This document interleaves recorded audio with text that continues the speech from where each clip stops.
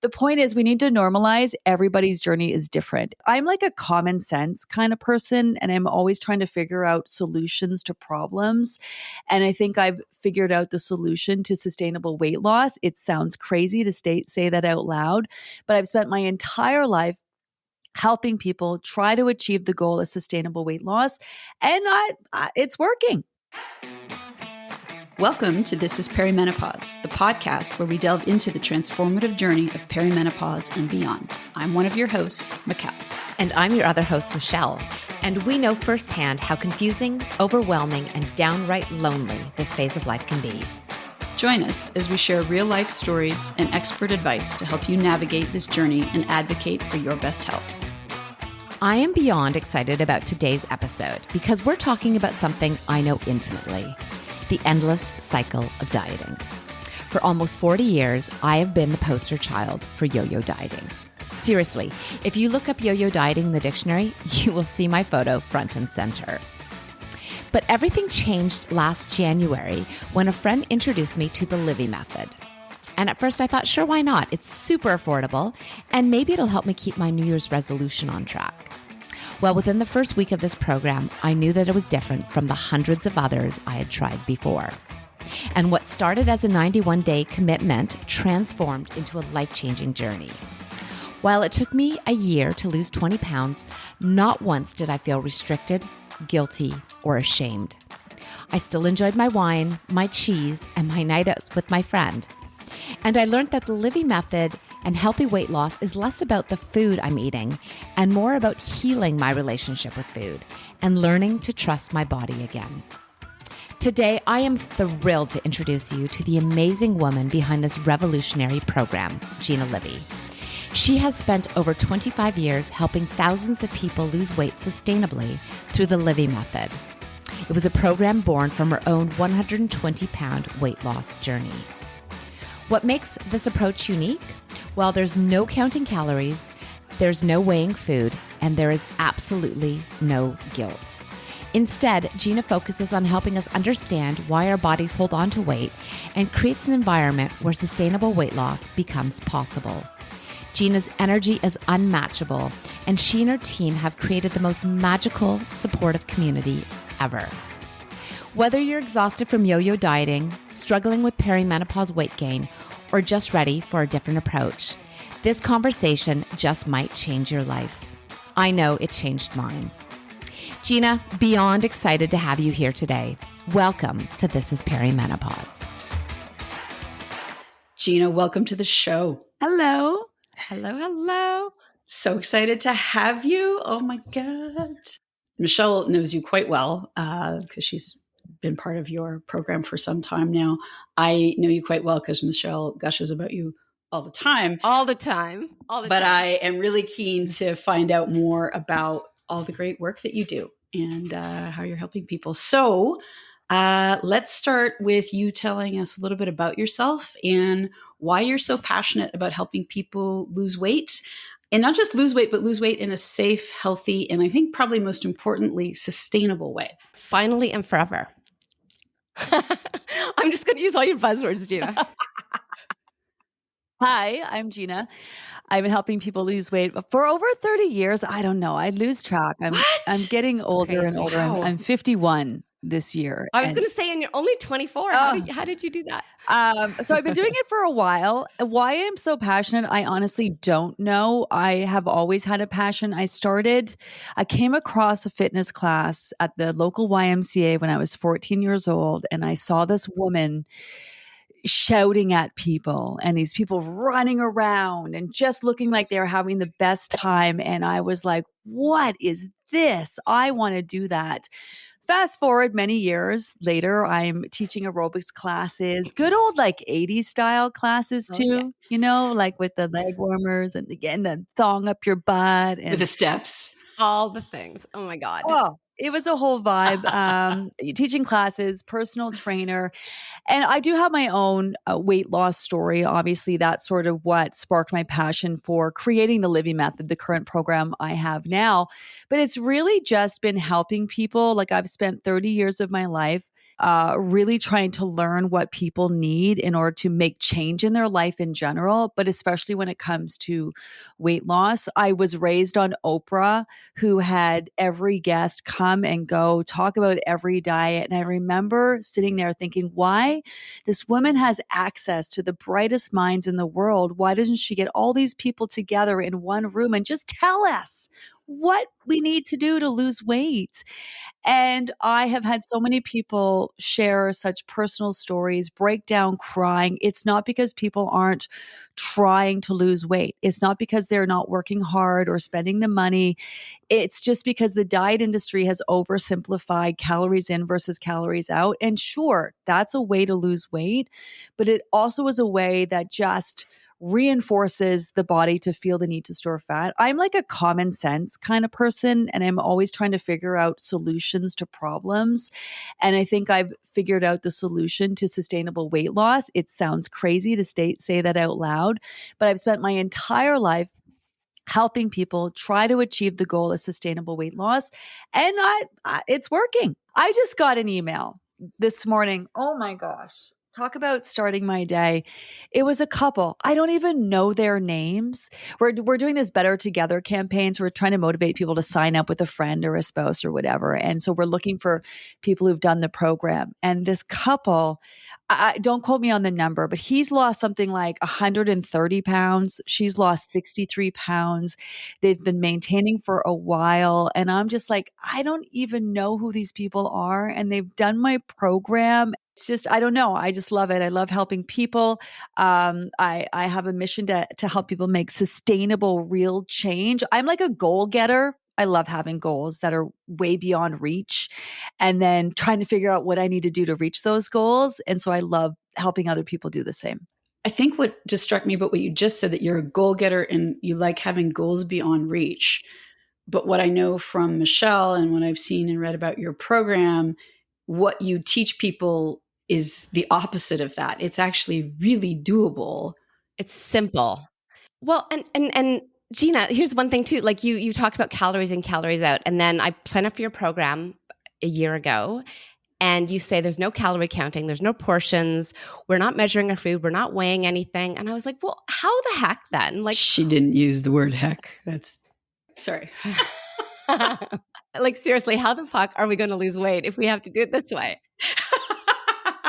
There we go. There it is. I don't know.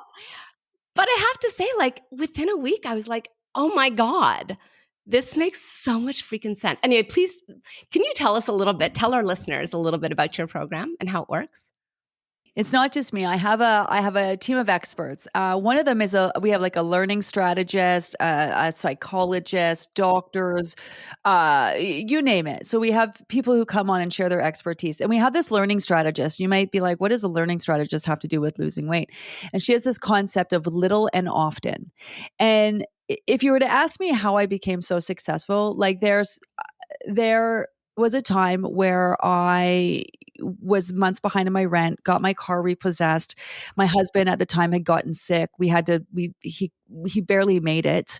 And it really changed. It changed the way our family was living. It changed what I was able to do and not do, and having to take care of him. And it also eventually changed our marriage because we ended up getting divorced, and I found myself raising 4 kids on my own. And now you look at me, last year was Canada's top 100 most powerful women. My company was just on Dragon's Den. Congratulations. Thank you. I run a very successful company. If you ask me how I did that, I have no fucking clue. All I know is that I knew what I wanted to accomplish, and every single day I did little things. And I also understood I needed to be open to changing the way I was doing things and be open to learning the things I needed to learn in order to make the kind of change I was after or the kind of goal I was trying to achieve. Mm-hmm. And so with the Livy Method, there's like a base meal plan, for lack of a better word. I like to say food plan because the program is very flexible. It's a 91-day guided program. So you're pretty much told what to do every day for 91 days, but there's a lot of flexibility in that. So it meets cultural needs, dietary needs. We basically teach you the skills that you need to lose your weight in a healthy way. Yes, without counting, weighing, and measuring, but also the tools that you need to make sustainable change so that once you're done losing your weight, you're able to easily maintain and sustain that weight. So it's all about what you're eating and when, and how to get in tune to your body's needs, like portion sizes. We do not need math to lose weight. We don't need math to figure out what we need to eat, and we don't need math to sustain our weight. And that's where that's the oversimplification of calories in versus calories out has made us realize that it's so much more than that. How much less can you eat? How much more can you exercise? And you still can't lose weight. And it has to do more with, yes, follow a base plan, eat this and that, whatever. But it's about working through issues, your associations tied into food, your relationship with food, your relationship with self, your relationship with people around you. It has to do with your habits. You can't just keep doing the same shit, expect a different result. So working through old habits that are hard to break while you create new ones, working through beliefs that you're worthy. Beliefs that you can do this, especially after years of past dieting where you've lost and gained and lost and gained. And then also bigger than that, past traumas. So, a lot of people have to unpack a lot of trauma in their life and then how they utilize food to cope, for example. So, man, it sounds like it's a lot. It is a lot, but I've been able to structure it in this very routine kind of week by week, day by day way that makes it really easy for people to follow. So they end up accomplishing a lot. They probably don't know how they're doing it either. At the end of the program, they look back and be like, holy shit, look what I did. And they're like, everyone should do this. But if you ask them to explain it, well, let me ask you, Michelle, explain the Livy Method. How do you explain it?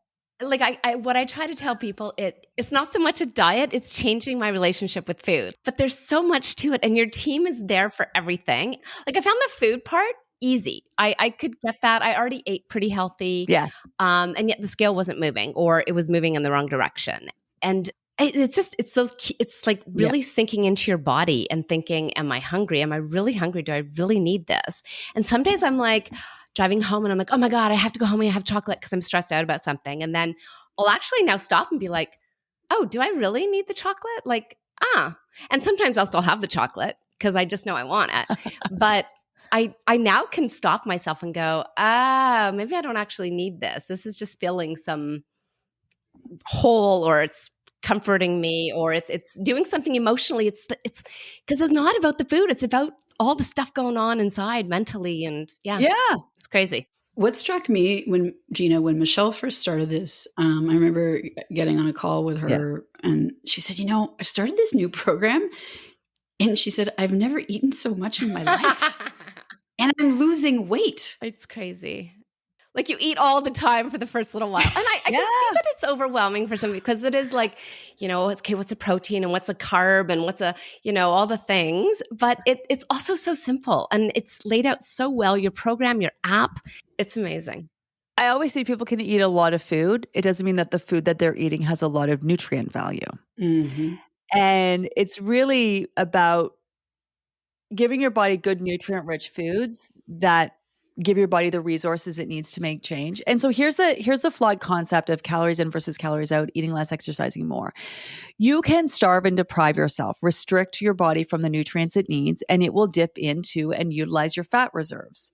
But in doing that, you are also simultaneously teaching the body that it needs that fat because you keep using it. Mm. And so the body stores a certain amount of fat for emergency purposes, like those times when you are starved and deprived and don't have access to food.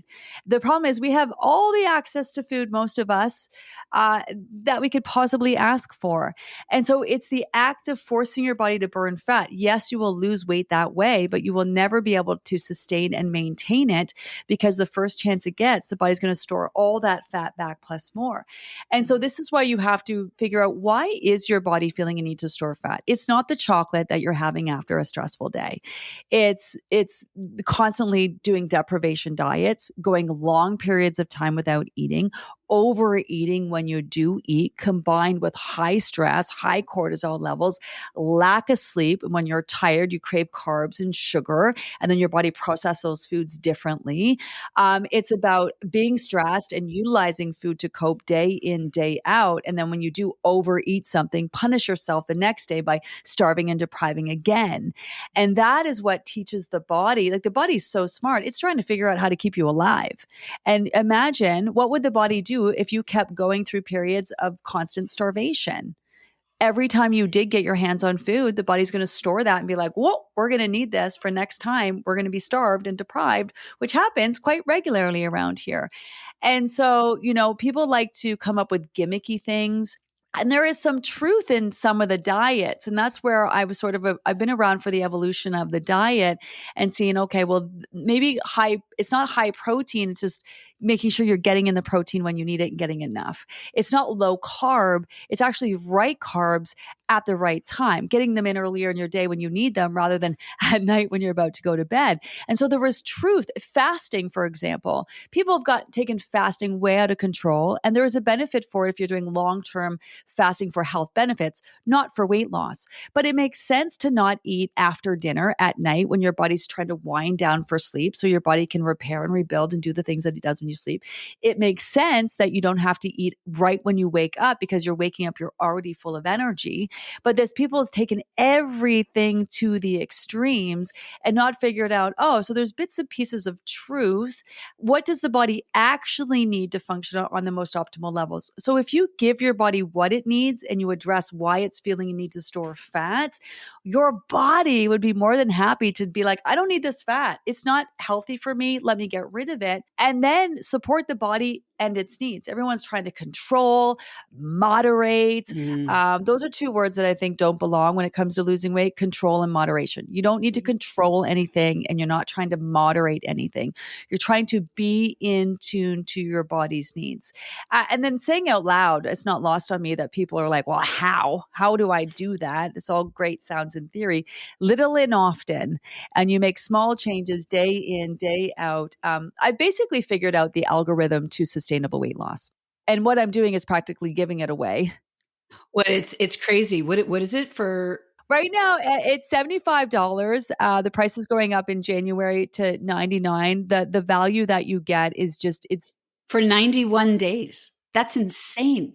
It's insane. Even if it was for a day, the value that your team brings, the value that you bring every day, you show up how many times, like every single morning, you're in our inbox and you do Facebook Lives every day, and Wednesday's tweak this week. Like, you're just there. It's amazing. It's incredible. I don't know how you have the energy.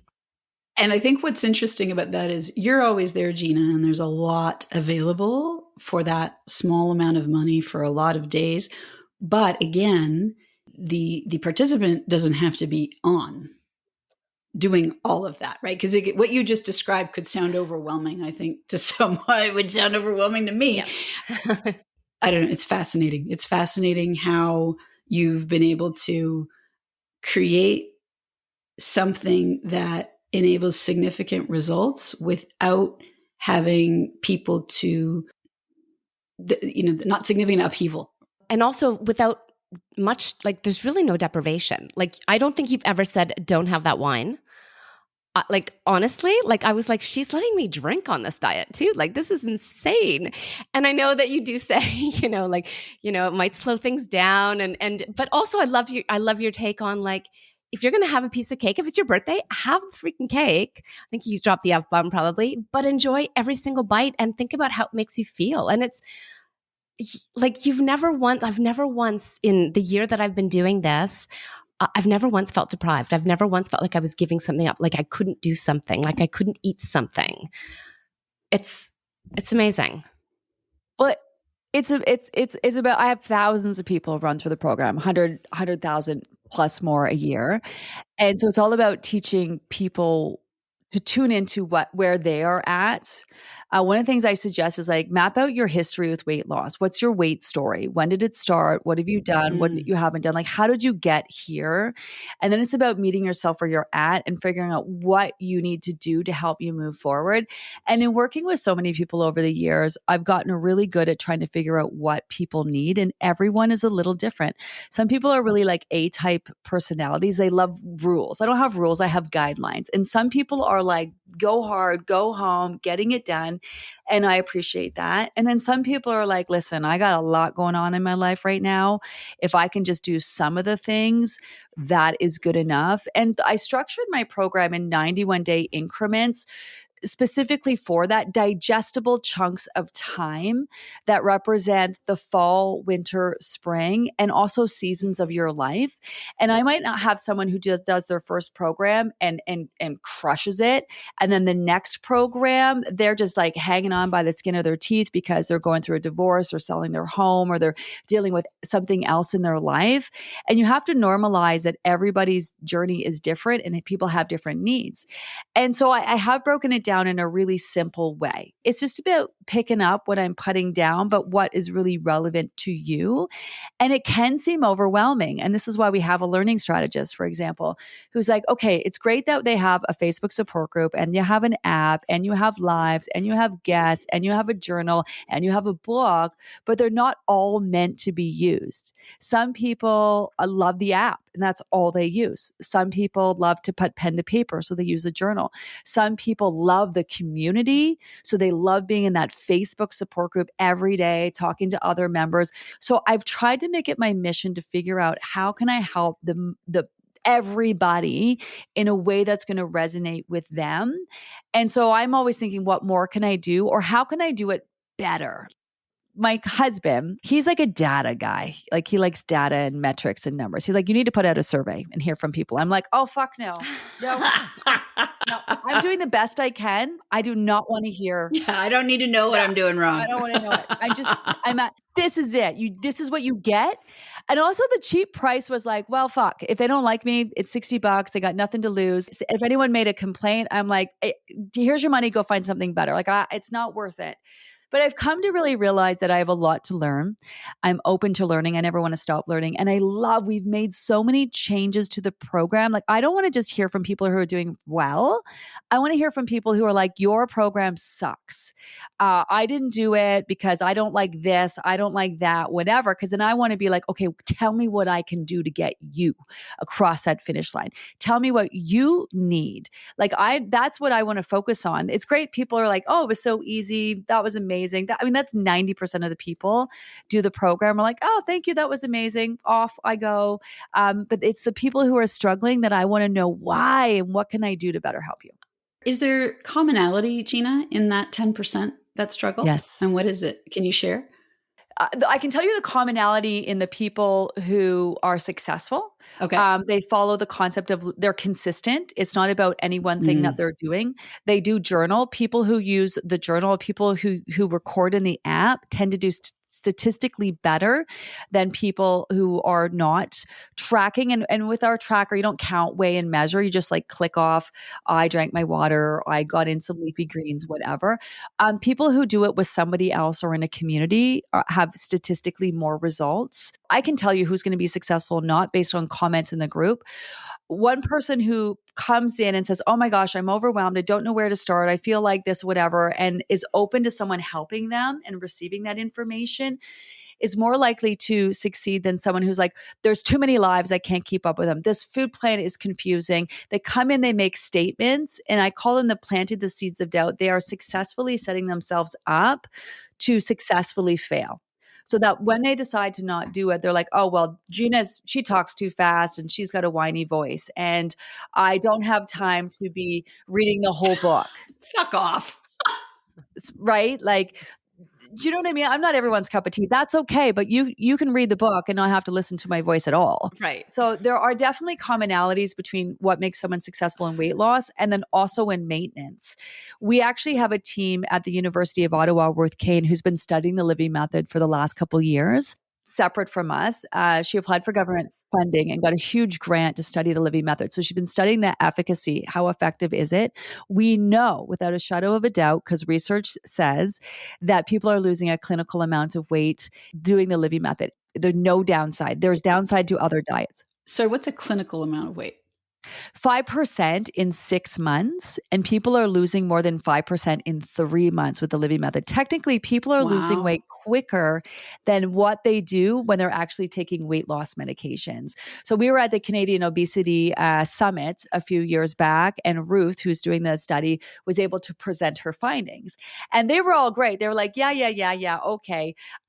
Prove to us that people are sustaining their weight. So now, over the past year and the next few years, she's studying this sustainability part of it. So what are the commonalities between people who are able to sustain and maintain their weight and people who are having a hard time doing that? So I am really out to prove that not only can you lose weight in a healthy way, but you really can lose it in a way that you can move on from your weight loss journey. So my first round, I wanted to lose about 25 pounds. My first round, I lost 4 pounds in 3 months. That was it. I think the first week that I joined, I thought, okay, so I'll do this one round. And then by the end of the first week, I was like, oh, maybe I'll do it for a couple rounds. And now by the second round, I was like, I'm here for like 2 years. I never want to leave. A, I never want to leave the community.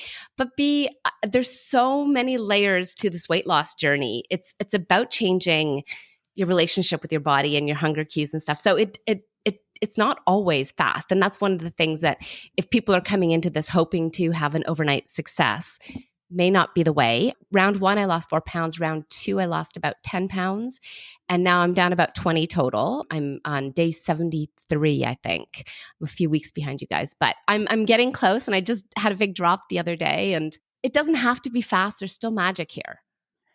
I'm all about losing as much weight as quickly as possible, but I am not a quick fix program. I am an anti-quick fixer. It's all relative. It is about that percentage of weight. So that 4 pounds might not seem like a lot, but based on the amount of weight that you have to lose, that could be a considerable amount. So 1 to 2 pounds is about the standard, but you also have to think about fat loss versus weight loss. You've probably done quick fix diets where you lose that big amounts in the beginning, then we forget that you get to a point where you can't lose anymore, and then you gain it back, right? And so I'm going to guess for you, you probably had a lot of high stress going on.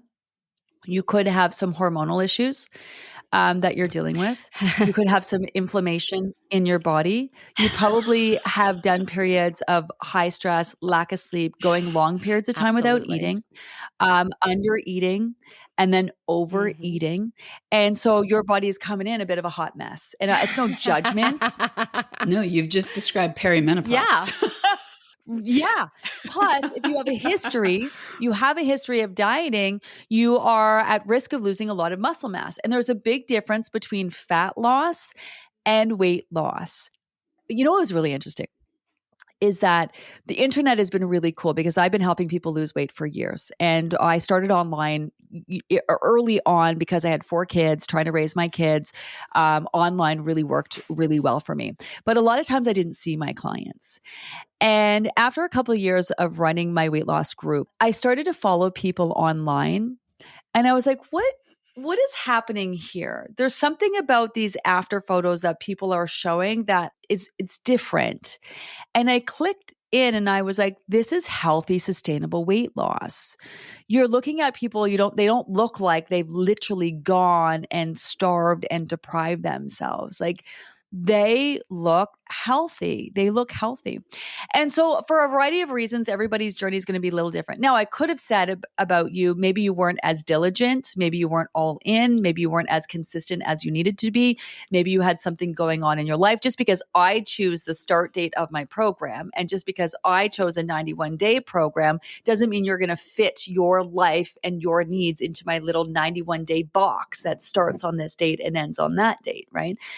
So there are different seasons in your life that you're going to find that, weight loss and the things you need to do come a lot easier.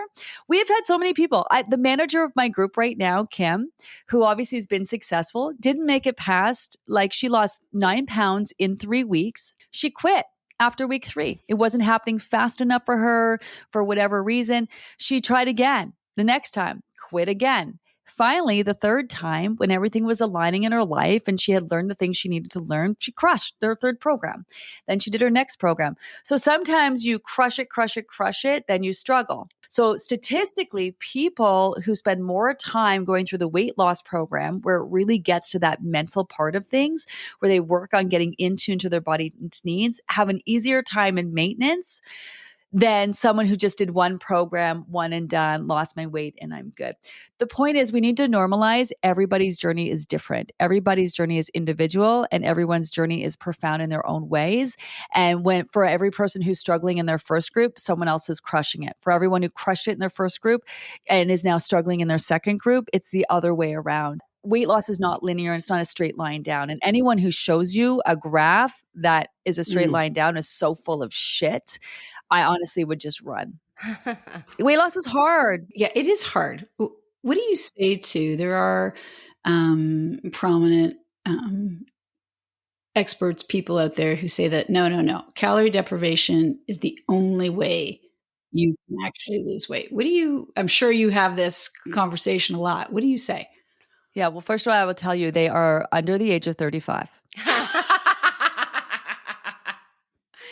True that. And I have no disrespect for nutritionists, dietitians, and all of that. I just very quickly learned from a very young age that that was just horseshit. The conversation around weight loss is like it's got a really storied history that is just not cool. Just because that's the way it's been done doesn't mean that's the way that makes sense. I got to learn at a really young age. When I was in university, I was working at a gym. So I was teaching like 2 to 3 hardcore aerobics classes a day. I would go to work. This was my routine. At 7 in the morning, I would stop at the local coffee shop. I would get a scone or a muffin and a coffee. Then I would teach all these aerobics classes, plus lift weights in between, help people lose weight. Then I would come home around 3 o'clock, maybe have a salad, probably nothing, go to school, pull an all-nighter. Maybe once a week I would go pizza with my friends. I was hardly eating anything, exercising my fucking ass off. And not only was I not losing weight, I was gaining and gaining and gaining and gaining. And one time it was I was at the bar at university waiting for my friends, and I was up against a tree. And this guy, some drunk guy walked by and said, "Oh my God, look at that girl's legs. Like they're the size of tree trunks." And I was fit because I was working out, but I was big. I looked like a football player. I actually played on the university powder puff football team, outside linebacker.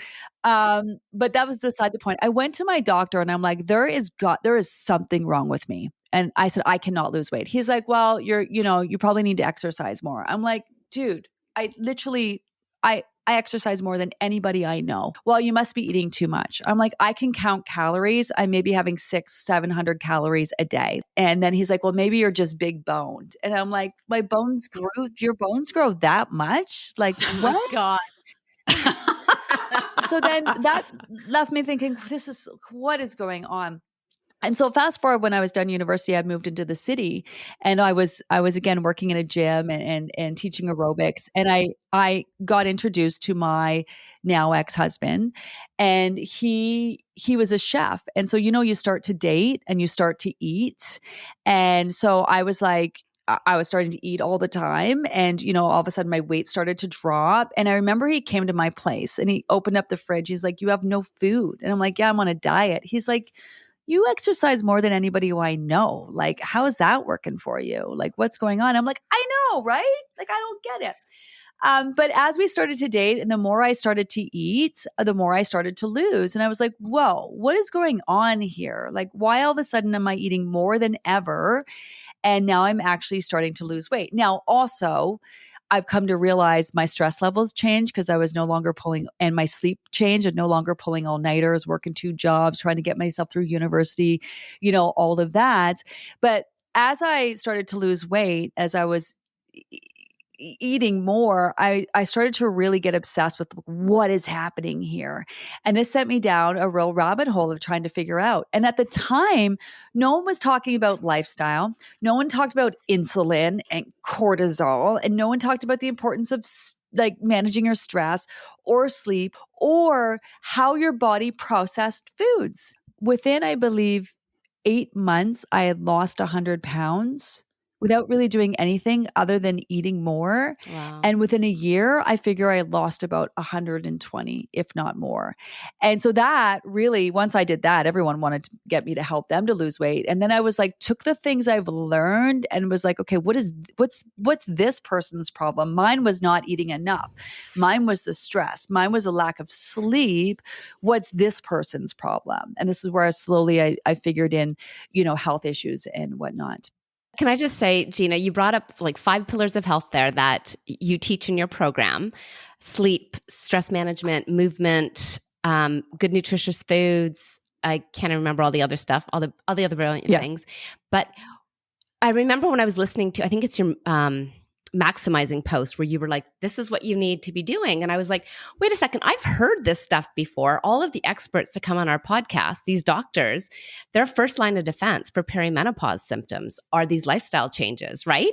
And so your program is not only helping women to, lose weight and to get in touch with their relationship with food, you're also helping with their menopause symptoms. It's amazing. I got my period back though as a result of your program. Yeah, I know it. Wasn't happy. It happens. I wasn't happy. Same. I went 9 months without mine, then it came back. So I remember your question. You asked me, how did I feel about people who double down on calories in versus calories out? And this menopause, this perimenopause, menopause, postmenopause conversation, look at the lack of research in this area. Right? Look what we're just learning now. I think 10 years from now, we're going to say the same about the diet industry. We're going to be like, the fuck, calories in versus calories out, as if we thought that was a sustainable way to lose weight. I started, as you know, I started a menopause add-on because this conversation in my weight loss program was getting bigger and bigger and bigger and bigger, and it really deserved its own space. So when I talk about menopause, I stay in my lane and talk weight loss specifically. And yes, it has to do with your estrogen and your hormones and whatever, but I started the conversation about hormones in general and weight gain and weight loss a few years back, talking about cortisol and how that affects your body and your body's need to store fat and can hinder your ability to focus on fat loss. For years, women would come into my program and be like, oh, I have hormonal issues. Well, can I lose weight? And I'm like, yes, of course you can. It's such a loaded question, but they're just talking about they're talking about the estrogen and the androgens and the progesterone, right? Not and totally discounting their cortisol and their insulin and their melatonin and their hunger hormones and all of this stuff. And I'm just like, it's such a complicated conversation.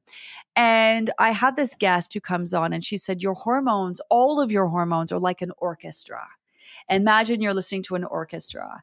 And when a couple of them are off, it just affects all of the rest. It affects how it all works together.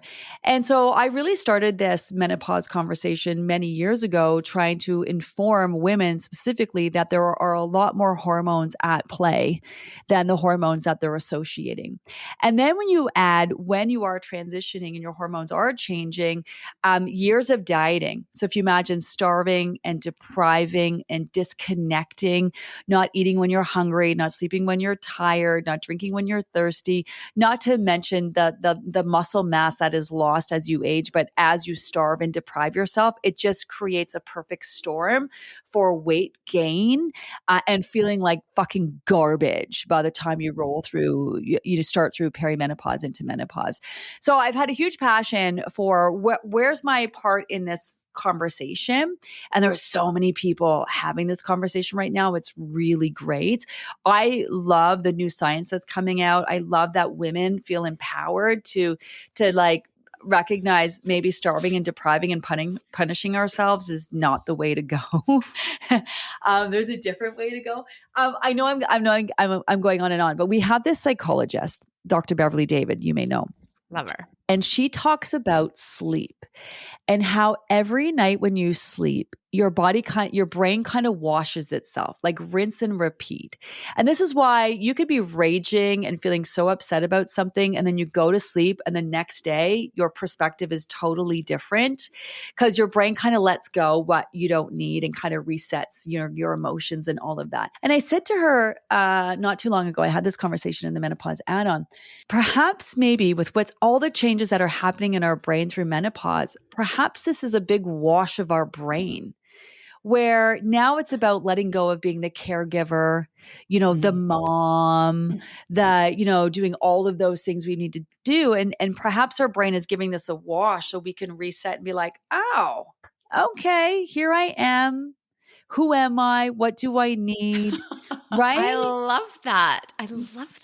Yeah. We're going to live a third of our lives in this state, right? Perimenopause or postmenopause. Yes, and the thing is that they know what happens. Like they know what happens in adolescence with your hormones. They know what happens after. We know what happens with your hormones when you are pregnant, and we know what happens after. We are just learning what happens with our hormones through menopause. We haven't studied what happens after. And I met this amazing woman, Zaina Kayat. She's a futurist. And she's like, we have the ability and we absolutely will be living to about 150 years old in the future. And so then I'm like, if that is in us and that is like that's science, then that means we are not ready to shrivel up and die after menopause. This is not us just trying to figure out how to hang on a little bit longer and be useful.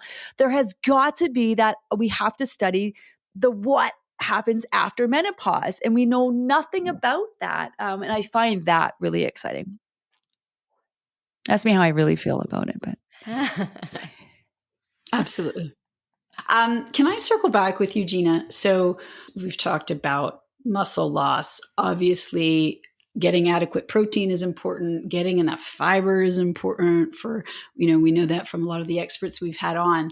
If you're not tracking your food and measuring and weighing, how do your Livy losers? I love that that's what someone decided to call your fans. That was that was the members that decided to call themselves. That was the members, right? Yeah, you didn't come up with that, but yeah, awesome. So how do Livy losers know they're getting enough protein and the nutrients that are going to fuel and sustain their weight loss, but more importantly, their health?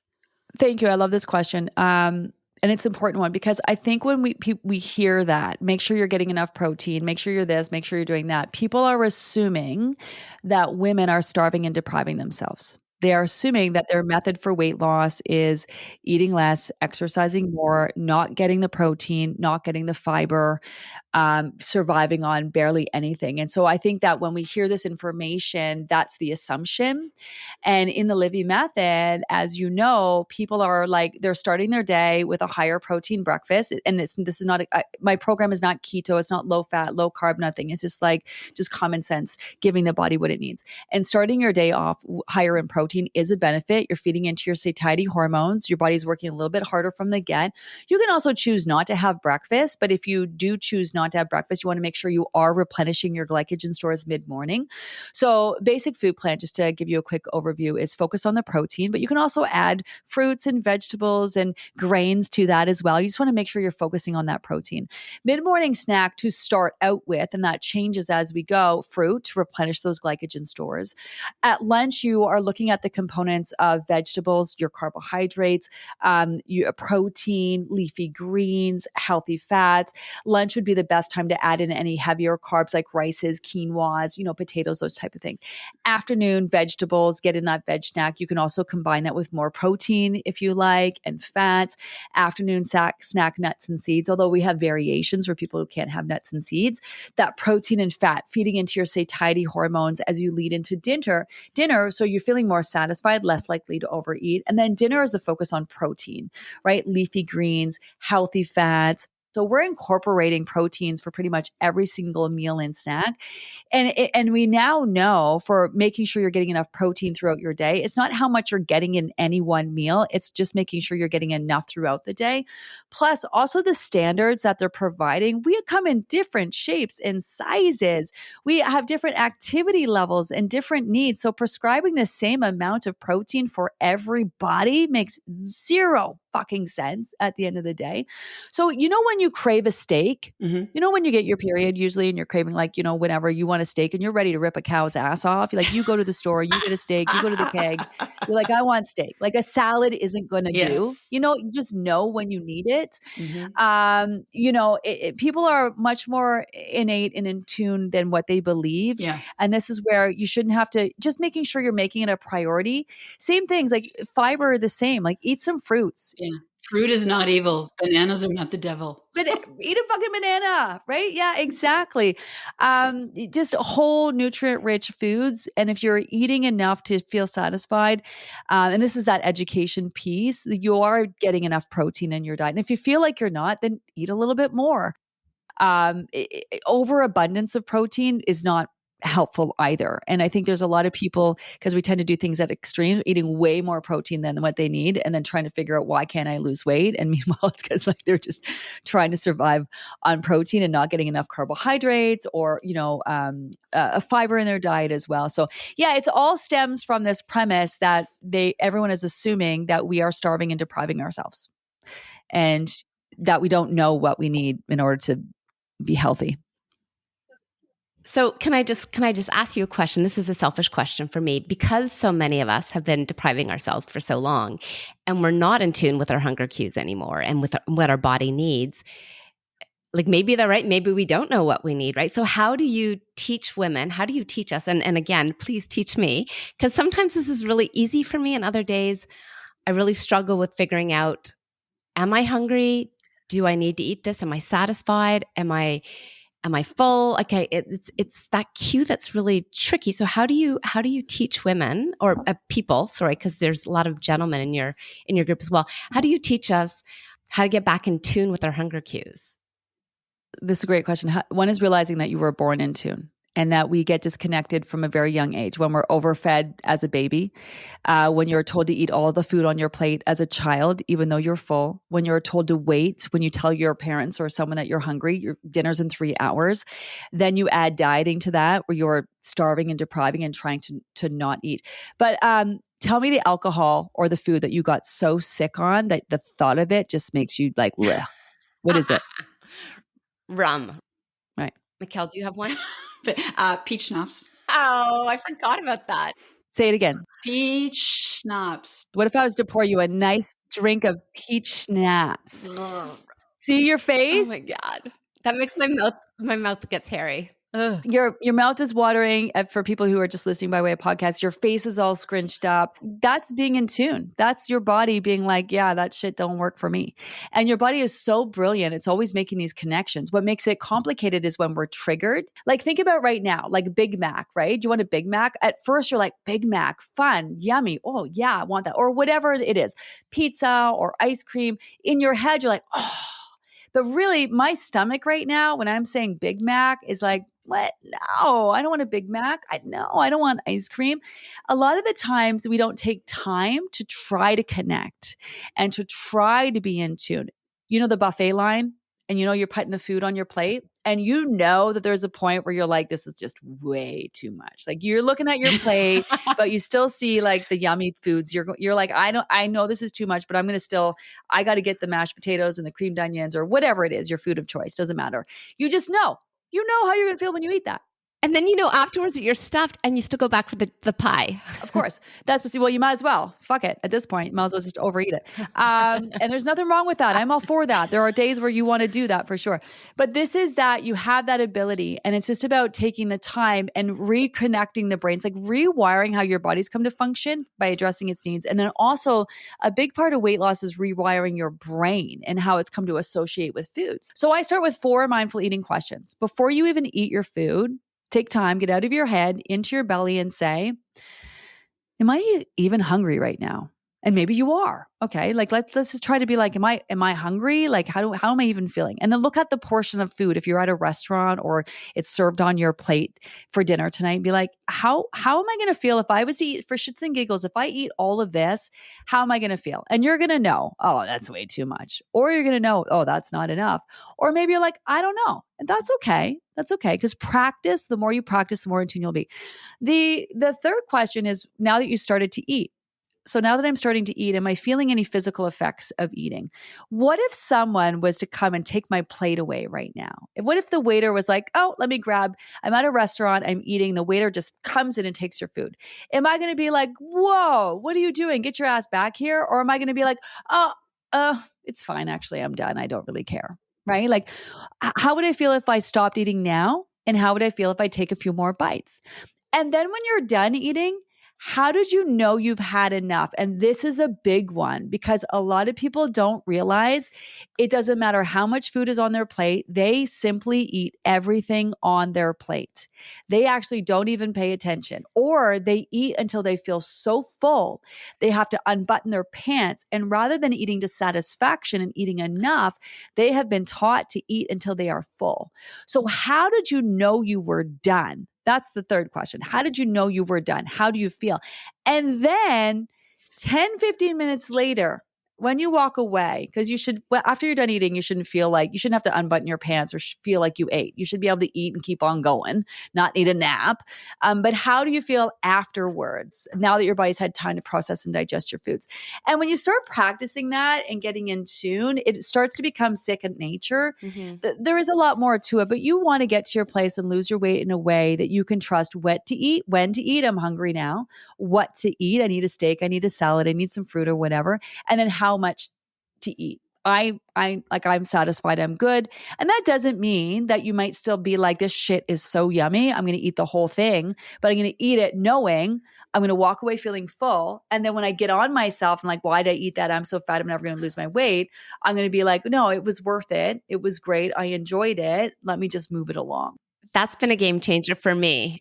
Being able to to recognize that I'm full. And that does happen. I'm full, but I really love the flavor of this and I don't want to stop. Yeah, it's okay. But I feel like it's okay. Like you've always said that. It's okay. You do that. Enjoy every bite and don't berate yourself about it and don't feel guilty. But think about how you feel afterwards. I never got hungover. It was my superpower. And that's another thing that you've ruined for me, Gina, is that now in the mornings, I'm like, oh, I don't actually feel good anymore. Like, fuck, Gina, fuck. I know. It's also menopause too. That's why the alcohol fucks us up. Okay. So it's not you. You're taking the shame out of eating, which is, my God, imagine the world if everyone, but particularly perimenopausal women could take the shame out of, well, everything. But let's start with eating. Yeah. Wow.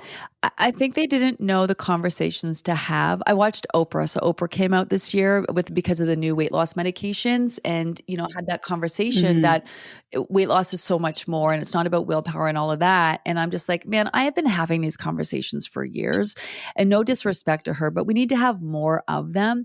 Women, I think, are very good at commiserating with each other. And I've studied this for a couple years on diets because I used to work at this gym where women would go and bust their ass. And then they would sit on the couch afterwards and talk, oh, well, I ate a whole bag of chips yesterday, or I ate a whole bag of cookies. And then rather than being like, well, why? What's going on? They would be like, next thing you know, they're swapping cookie recipes. And I'm like, why are we not, it's not funny. It's not funny that you ate a whole bag of cookies. Like, it's okay. You want to drink a whole bottle of wine, eat a whole thing. I'm all about that.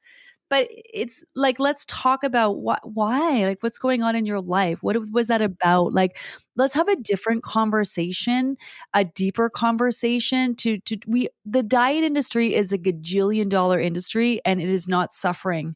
It is, with all the body positivity movement, it is not suffering. It grows year over year. Obesity rates grow year over year. And yet I think we are more shamed into talking about diets. Like we feel more shameful than ever when it comes to wanting to lose weight. There is nothing wrong with wanting to lose weight. There's nothing wrong with wanting to make change. It doesn't mean you hate yourself. It doesn't mean that you don't have love for yourself. You're allowed to change and evolve, but we have to create this space. You asked me earlier about my community. I've been very protective of, I used to kick people out all the time. Like, if you're an asshole, like, just no. I'm just sorry. Like, you might be struggling. There's a nice way to say things. And this is why it started so cheap, $60. Cause I'm like, here's your money back. You cannot pay me enough for me to have to listen to you be an asshole to me or my team or somebody else. Like, weight loss is hard enough. And I also feel like I've been the odd man out. Like, believe it or not, I'm not cool. I was never part of the cool crowd. I never felt like I belonged. I always felt a little on the outside. And I wanted to create a community where everyone felt included. And interestingly enough, I changed my friend group recently. There was something that happened and it was so devastating that happened. A friend group that I had for 20 years. And what I was realizing before the friendship ended was like, okay, I'm being really vulnerable in my life and I'm sharing everything and they're kind of not. And so I'm the friend that comes off like a hot mess, always in crisis, can't fucking deal, you know what I mean, needs help. And I'm like, I don't I don't need help. I need friends who listen and don't judge me. Yes, I'm a hot mess, but isn't everybody? And my friends that I was surrounding myself with kept putting up airs of like their marriage was perfect, even though we all know the one girl's husband was cheating on her, but we couldn't talk Right. to her Yeah. about Yeah. it because she's that kind of friend that would like be like you'd be out, right? And I just was like, this is not working. And so my complete friend group changed. And I was like, what are the people I want to surround myself? Open people, people who are having honest conversations, people who want to make change, people who are trying to lift up and support others. I know it sounds so cliche, but then what happened was this flood of by me being honest in my shares. I've been through a lot and I probably my members know too much about me. It's TMI, but I'm the only reference I got. I'm only the only reference I got. I mean, what I've realized is being vulnerable and real and not trying to be something, it really opened up the floodgates for an incredible community and an incredible circle of friends and people like I got to meet like you guys. I think it was destiny that our booths were beside each other and we got to meet and connect. Oh, no, no, no, no, no. Michelle frickin' orchestrated that. Let's be really fucking honest. Yeah. Gina's going to be here. I want my booth beside hers. That's beautiful for you to say, but no. I've been stalking you for a while, Gina. That's okay. That's okay. Sorry, Mish. I love you, but you are a star fucker if there ever was one. True, it's true. When preparedness means destiny, you create your own destiny, ladies. You create your own destiny. Exactly. Sorry, I've interrupted your beautiful. I'm sorry. I'm so crass. Okay, please continue. I don't know what I was saying, but I don't know. Community is really important. It's what I love about what's happening in the menopause space right now. I love what you ladies are doing. You guys are doing it. You're creating space for an honest, real conversation. You're putting it out there and you're doing your part. And I just have mad respect for that. And I love that. Life is hard enough.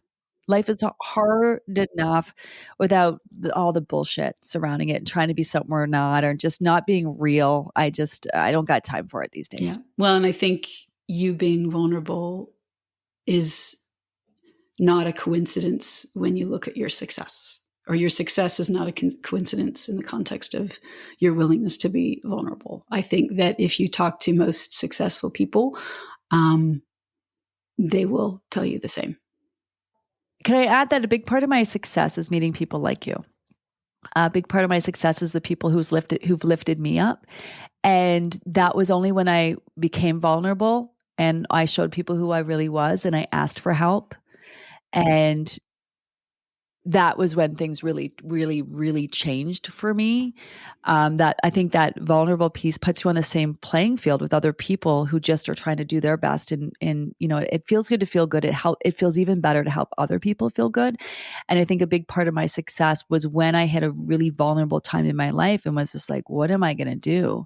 Yes, I can have faith in myself, but I have to start reaching out. And what I thought was eating humble pie was really just allowing myself to be vulnerable and allowing other people to help.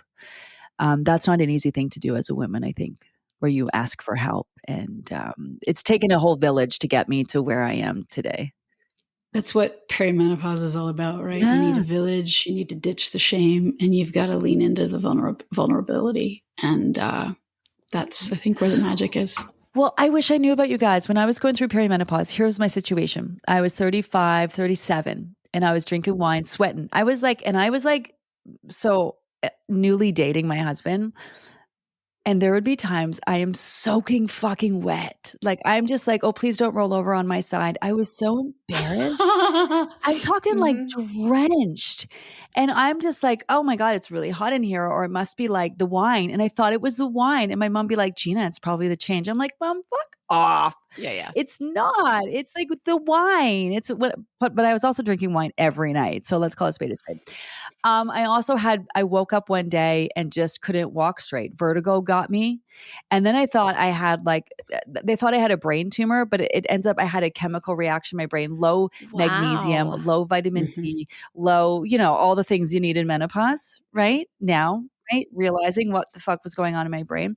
I thought I was having Alzheimer's because it runs in my family because I couldn't remember anything. I was so edgy. I was like, what happened to me? My friends would describe Gina as she's so laid back, go with the flow. And even Tony, bless his soul, my husband, was like, what happened to you? I'm like, it's the pandemic. The pandemic, it made me edgy. It gave me anxiety. It's the pandemic. Mhm. And then when I started having heart palpitations and thought I was going to have a heart attack, it was stress because my ex-husband recently passed away 2 years ago. My kid's dad passed away. It was the Mm. stress of my company. And I just kept blowing all it. I finally go to my doctor and I'm like, I'm crying all the time. I don't know what's going on. And she's like, oh, you've been through a lot. Like your kid's dad just died. You're going through, you need an antidepressant. I'm like, oh, of course I do. And then I'm like, well, it's my fault. I'm not exercising. I'm drinking. Like, let me give up and make some lifestyle changes. So I made some lifestyle changes. Love antidepressants. They're a life raft. I chose not to take it because I at first wanted to know I was doing all the other things first. And then I find out all this shit about fucking menopause. And I'm just like, what? Frozen shoulder? Yep. Couldn't lift my arm up over my head for like a year? Going to Yep. physio and a chiro? Like, what? Mhm. What? Mhm. Didn't do nothing. So if I had you, I would have been like, oh, okay. Well, Gina, you can have us for now, like forever now. Like we can be besties from now on. Yeah. Don't worry. Absolutely. I blamed and shamed myself for not managing things properly. No, but that's what we all do, right? And that's why we started this. Like we were like, we can't handle life anymore. We can't deal. Like do you know how many broken appliances I have in my home because I slammed? Like I was just raging out of control. Out of control. And I knew when I was raging that this wasn't normal and this wasn't me. And yet I couldn't stop it. Yeah. That's that shame. I shamed myself because I knew better. I gained weight, 20 pounds in like a month and thought like, oh, I'm just going to keep doing whatever. And, I did have some stomach issues and stuff I had to deal with, but there was a lot of shame. There was a lot of shame in that, that women, we think we should know better and we should suffer through. It's almost as though we get to a point and we feel like if we're not miserable in our careers, in our household, keeping it together, and all the things that we're doing, then we're not doing enough. Right? It's so fucked up. And we're all like that. Until now. Now we have each other and it's stopping. Isn't it nice to know we're all fucked up together? This is so nice. It's like warm and fuzzy fucked up feelings. I love it. Yes. Yes. It's a good community. Yes. Yes. Now that we've confirmed that we're all fucked up, Gina, what's the one thing you want women to know about weight loss? I want to know that there's hope. There's hope. You can make change. It's probably going to take longer than what you like, and it'll probably do a bit more work than you like. But all the work that you're going to put into making change should better your life in general. You have to eat, so let's eat nutrient-rich foods. You got to manage your stress for so many reasons. So let's take time for ourselves. You've got to move your body because you want to be able to age gracefully, and you want to be able to live a fulfilled life, not just be in a home at the age of 75. Like I want to be surfing when I'm 100, right? That the things that you are doing to lose weight, if you find the right weight loss program, will be the things that you need to do to be as healthy and as happy as possible. And finally, if you're just looking at what you're eating and when, and you are, racking your brain trying to figure out why you can't lose weight, it's probably due to the fact that it's so much deeper. But there is so much you can do. There's so much beyond calories in versus calories out that you can do to make real sustainable change. So put what you did in the past, what happened in the past, figure out where you are at now and what you need moving forward. And just there's hope. There's hope. And you should be inspired by the people that you're listening to, and what they say should make sense. Don't listen to people who talk in clickbaits and promise you the world. Listen to people who are having real conversations and who are trying to share their information for you, like these ladies here. That's have hope and be open and find your people. Gina, this has been like the greatest morning of my life. Thank you. Thank you. Gina, so lovely. Thank you. Let's do it again. Yeah. Let's do it again. And we really can't thank you enough for your time, and thank you for coming on the show. And thank you for the inspiration too. Like we would love, I don't know how we do it, but I would love to build a community like you've built. And it's I have friends that have started some group programs, and I'm like, hey, for $75, you should join Gina's, even if you don't want to lose weight, just to see what her community is all about, because there's so many communities out there, and there's nothing like yours. So thank you. And thank you for letting us become a part of this. You're welcome. And my advice for anyone trying to build a community is really just understand who your people are. I had some really great advice given to me a while back, and it was when I was posting on social media, and I actually had some friends, Kat and Nat, I don't know if you know Oh, them, yeah. these two moms, and they're super fun. And Kat so graciously reached out and said to me, "Who are you posting for?" And I was like, "What do you mean?" She's like, "Your posts. Like, who are you posting for?" She's like, "You have so much knowledge that you could share. Don't show people what you know. Come at an angle of trying to help and figure out who you're trying to help." And that honestly is the secret sauce to building our community. So that's my advice I would give to you if you want to give to any of your friends or anyone who's trying to achieve that. Thank you, Gina. Thank you so much. Thanks so much for listening to the show. If you like what you hear, please take a moment to rate and subscribe to our podcast.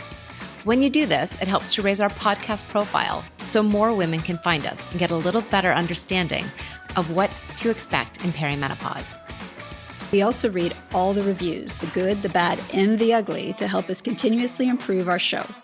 We would love to hear from you. You can connect with us through the podcast, on social media, or through our website. Our information, as well as links and details from our conversation today, can be found in the show notes. This podcast is for general information only. It's designed to educate, inspire, and support you on your personal journey through perimenopause. The information and opinions on this podcast are not intended to be a substitution for primary care, diagnosis, or treatment.